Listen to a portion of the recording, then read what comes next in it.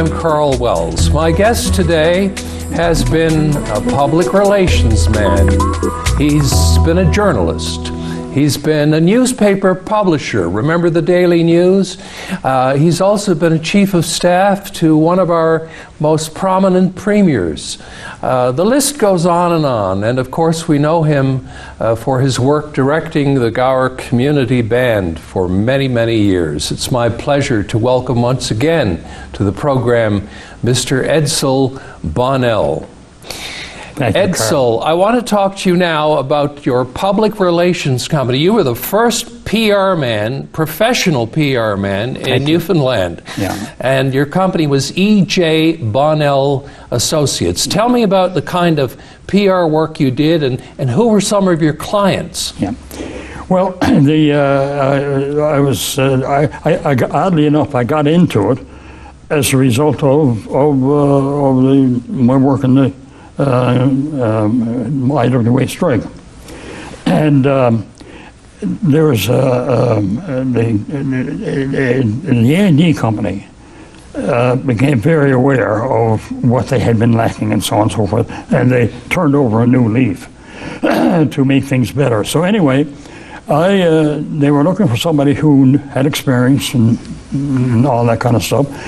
A man by the name of Ewart Young. I don't know if you remember Ewart, the late Ewart Young. He was the founder, I guess. Yes, the founder, and of course the manager and owner of the Atlantic Guardian and the Guardian Press, where I used to get my magazine published and so on. And he had contacts in Montreal and Toronto, professional PR people, okay? And he, with them, he asked me would I go to work, and I said, well, you know, at that time in the media, I was almost like selling out your soul, but I was so involved, I guess, in what had happened in IWA, and the A&D was, you know, vowing to rebuild all of the woods camps and so on. And so I said yes, and we went out there. They were our first client, and went out there and did that. I mean, we should explain that the A&D company stands for Anglo Newfoundland Development Company. I must say, and young people would remember that. They ran the logging industry and the mill. And the mill in Grand Falls. Grand Falls. That's exactly right. Yeah. And which was really the heart of the strike. And there was no really strike out in Borders because they were sort of cute. They said, we don't have any loggers.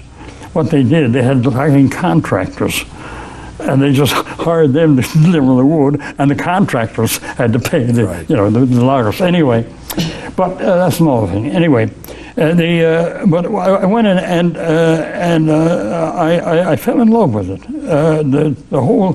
It was a whole new era of communications. And I also felt that it was going to be a very big industry in the future, which it became. But at that time, it was really tough, really hard. But Ewart and I started an outfit called Newfoundland Public Relations Company Limited. And but then Ewart got ill and so on and so forth, and that was falling apart. And so I went out on my own, and told Ewart we sort of had a little different divergence of opinion on the way things should go. But I went out on my own anyway, and it did very well. But you were a pioneer in PR counseling. In Newfoundland. Now there were other people here, like people who worked for tourism or fisheries, Doug Wheeler, tourism, and Mark Ronayne in fisheries and so on and so forth, federal fisheries. But they were media relations people. They weren't public relations counselors. And in those days, the public relations man was never sort of in the head office or at the boardroom table. You know, he just looked after the media. Well, that was going to change, and it has changed, and for the better. And now exactly that dream has come true, and the public relations people are valued and are, vice presidents and so on of large corporations. Anyway, But we got into it, and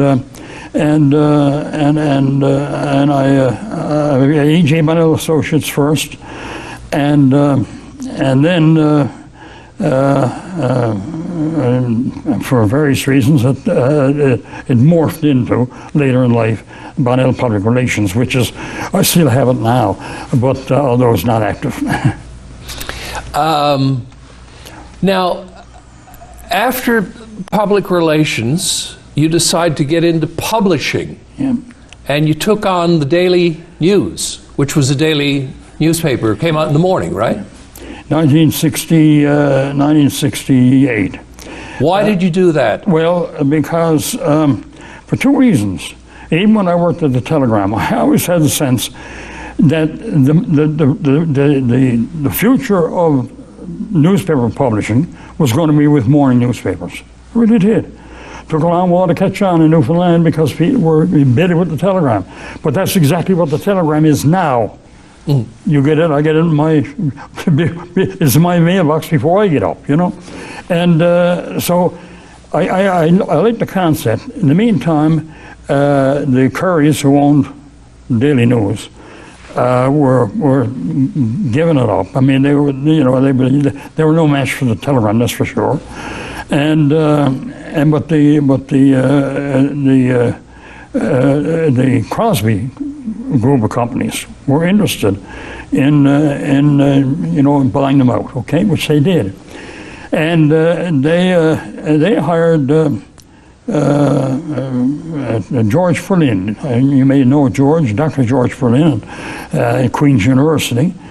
But he had been a newsman here in my day and so on and so forth. And they persuaded him to come back and bring in a whole different approach and so on and so forth, offset printing and all the rest of it, and to see if we could build a newspaper empire, which they did, which became the Robinson Blackmore, because Robinson Company was the publisher's Daily News, and then the Blackmore Printing in Grand Falls. And it became a very viable concern. But George asked me, he was the publisher and so on, and he asked me would I, he's an old friend of mine, he asked me would I go down as managing editor. And again, I couldn't resist it, you know, and I was doing okay in the PR, but I couldn't resist it. And I said yes.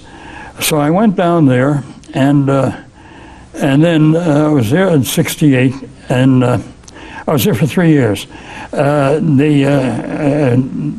George went back to Queens in 1969, I think it was, and the owners, the board of Robinson Blackmore, asked me would I stay on as publisher. That's when I became a publisher, which I did, and we hired other people. Phil Curry became managing editor and so on. But we had some wonderful times. I got papers home now. We did everything. We instituted a Sunday paper, Sunday edition. We instituted with the Office of Press, we instituted color comics, our own color comics. And the late, great Ted Mills, he actually did a Newfoundland comic called The Fishers of Bay Cove, and they were incredible. And he used all our faces, by the way, as the cartoon characters. It was incredible. We had so much fun and so much, energy and everything else. But it still was a hard press, and I was involved. I had indentured some of my own. Assets, like, I mean, if anything went well, if anything went wrong, if anybody closed up, and I'd be out, I'd lose the house and everything. So, so finally I had an opportunity came by because as it happens, the government changed in 1971, provincial government, and Jim Toms and Bill Callahan. Of course, Bill was a minister, and Jim Toms was in charge of the old government paper, okay? And they were out of work because Frank Morris had taken over as PC Premier. And they were looking for something themselves, and they formed a company and made an offer. And I sold out my interest, which also included the Bureau Peninsula Post and a paper called the Free Press, which was mass delivery in St. John's. And I got my life back. I went back into PR and got my life back, at least for a while. And but it was an incredibly exciting adventure. I'm glad I did it. Let's move ahead and talk about politics. Okay. How did you end up becoming the Chief of Staff for Premier Clyde Wells and his senior policy advisor? How did that come about? Good Friday in 1987. I had a call from, never been Good Friday because I had a call from Clyde Wells. And he told me he had decided to enter the leadership for the Liberal Party, for the leader of the Liberal Party, And I said, good for you, good luck. I knew him. Good luck to you. You're going to give up your law practice. He had the most successful law practice in Newfoundland, Anyway. He said, yeah, well, yes, but we'll find a way to do that. I said, okay. He said, would you do my, PR for my leadership convention? I said, well, I don't think so. I said, I've had a lot of trouble with politics in before, and especially with in election campaigns that you never got paid for and stuff like that. I said, I don't think so. He said, well, he's a very determined man. He said, will you come and talk to me anyway? So I said, okay. So I went in on the Saturday or Easter Sunday, I believe it was, and I had a long talk with him. Out of that talk, I decided I would do it. I liked what I saw, I liked what I heard, and I felt that Newfoundland needed Clyde Wells at that time. So and his leadership campaign was very successful, and he won it. That fall, he had to get a seat in the House of Assembly, so he came to me again and said, "Will you look after my campaign and wins or buckles?" I said, "Well, I know I got a lot of work to do." No, he was very persuasive, and anyway, I did that. And after that, he was in the House, and then the House of Assembly, and he was, of course, the leader of the opposition. And that's when it started. And he wouldn't let up. And he wanted me to go in as Chief of Staff of the opposition. And I said, I can't afford it, because there was no such job. And I said, finally, I kept at it. And finally, I said, well, look, I'll tell you what. If you can find a reasonable salary, I'll say yes, thinking he never could get the Pickford government at that time to have a chief. He didn't have a chief of staff in the opposition. Somehow he did it. He cobbled together a whole bunch of posts, and I got in there. I went in there. Anyway, from then on, it came then. After that moved in. Then we had the election in 1989, which we Liberals won, handily won. And so then, I was still Chief of Staff of the opposition. We moved up to Chief of Staff of the government, of the Premier's office, and that's how I got at that, but through steps. I actually, it sounds very august. I don't use it at all, but actually, when I went into the Chief of Staff's office in the Premier's office, the previous government had 3 posts there: the Chief of Staff, their Principal Secretary, and Senior Policy Advisor. We were bound by Clyde Wells' policy that when we got in, we were going to be mean and lean, okay? So we had to start cutting back. First thing I did was cut back all that. So we rolled those three titles into one, which was Chief of Staff, which is the way it should be, and I only had 1 salary. So we did away with 2 salaries. What, as Chief of Staff, what did you do? What was your job? Well, the best way to answer that question without going into a long harangue is that all you have to do is look at the Chiefs of Staff, President Biden right, at the moment, or Prime Minister Trudeau, or whatever. It's a very key position because you are the Premier's closest confidant, non-political confidant, okay? And you're there, and you are an advisor, but it's not so much a senior advisor, but I didn't develop policy or anything like that. That's up to the Premier and his cabinet departments and so on. But it was almost like the sort of like the Senate, you know, the sober second look or whatever. But my job was to advise the Premier on all the other advice he was getting, okay? And sort of synthesize it, the good and the bad, and add my own perspective, offer to him, which he would either take or not.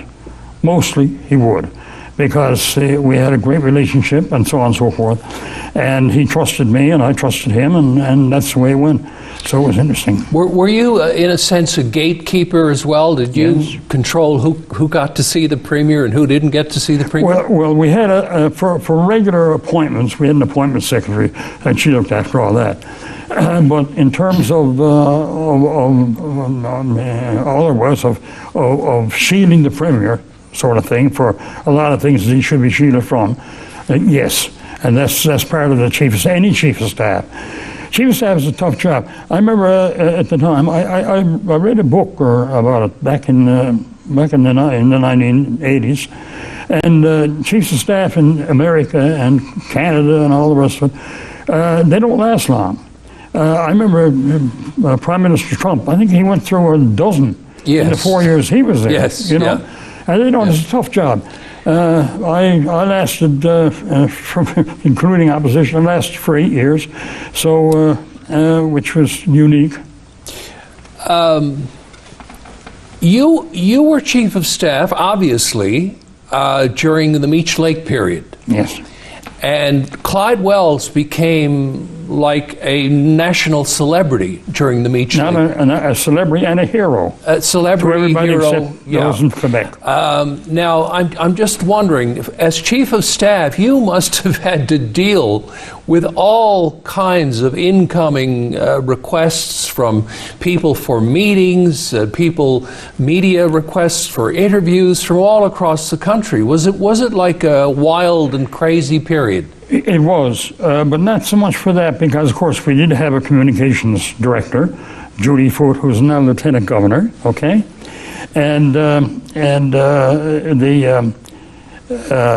she handled all the media, every bit of it, and as I say, for other people, her appointment secretary looked at it. It wasn't so much for appointments, but it was a wild experience, and. There were a lot going on behind the scenes and the Premier's meetings and so on that I had to be involved in and attend and all the rest of it. And also I had to look after the Premier and all the rest of it. Give you an example. We had in the peak period of Meech Lake, we had 30,000 letters coming from across Canada, and well over 90% positive. I mean, he was a hero.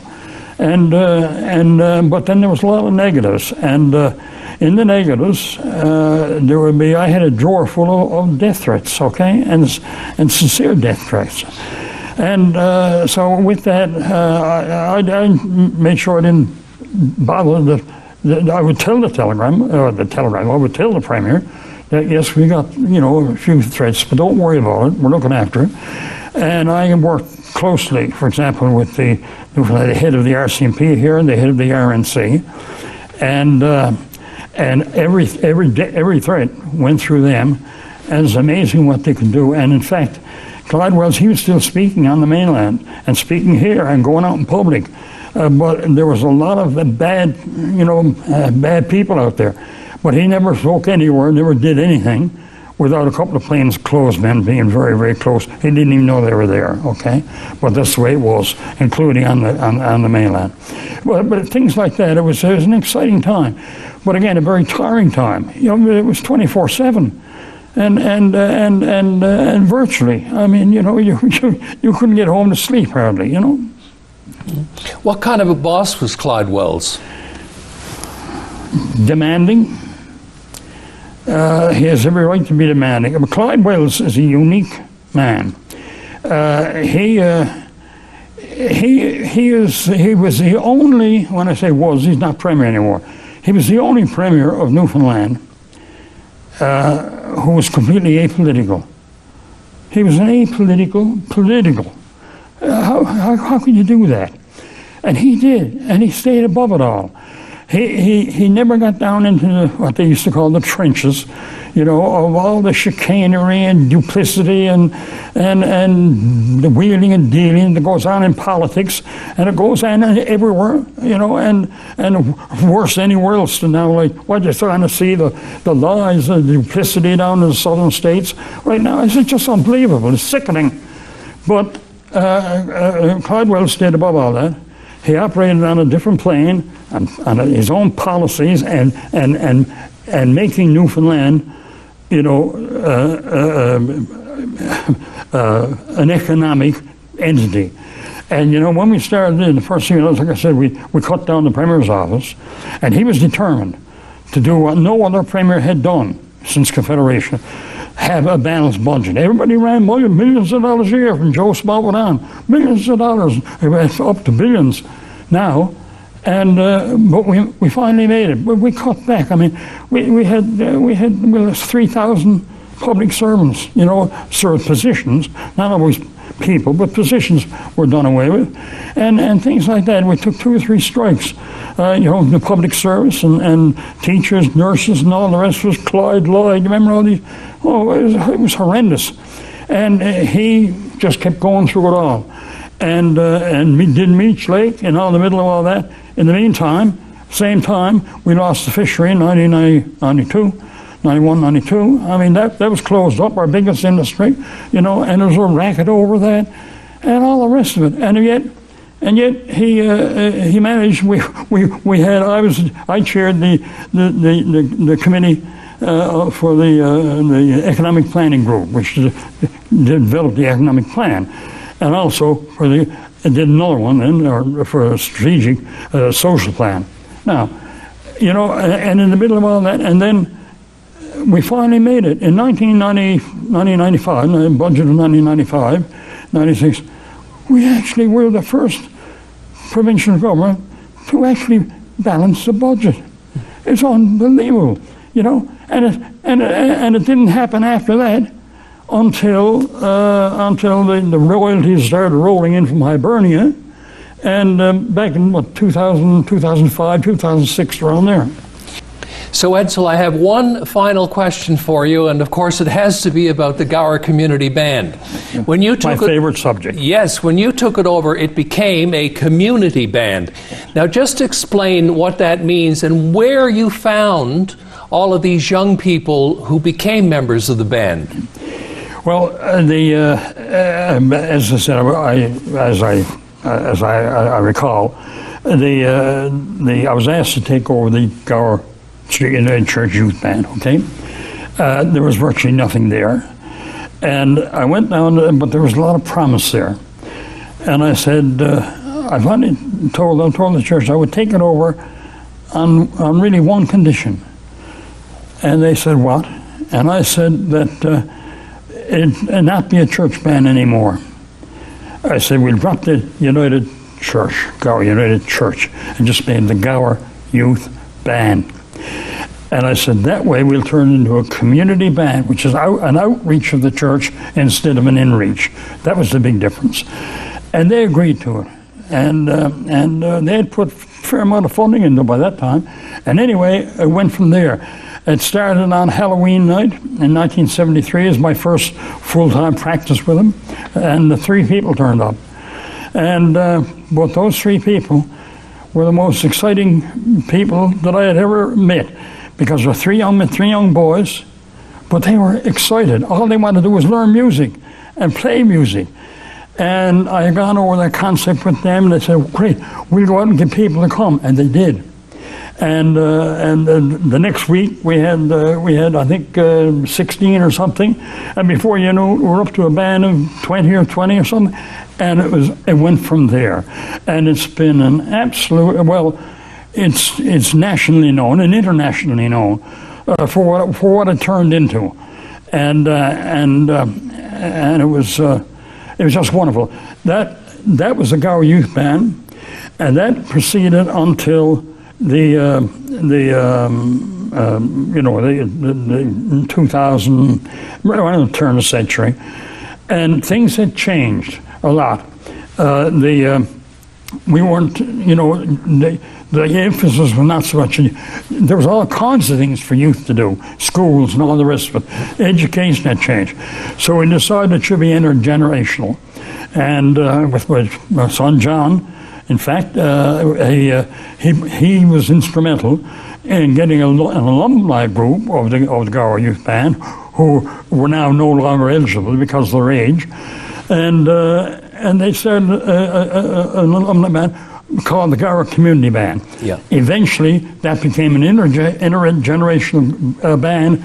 And that's what it is to this day, and Gower Community Band. Every accolade you've ever received for your work with the band has been most deserved, and every accolade you've received for everything you've done in your life is well deserved. Thanks so much, Edsel Bonnell, for being with us. Well, can I say one other thing?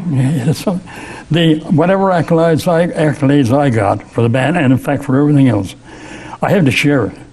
Because I've often said on many stages, as far as the community band is concerned, it would not have happened without my partner in life, my Anthea, beloved Anthea, and she was the heart and soul of that band. And in fact, there's a plaque to that memory down in our street, United Church today. Lovely way to end the program. Thank you, Edsel. And that's it for this edition of Karl Wells Point to Point. Thank you for watching. See you again next time.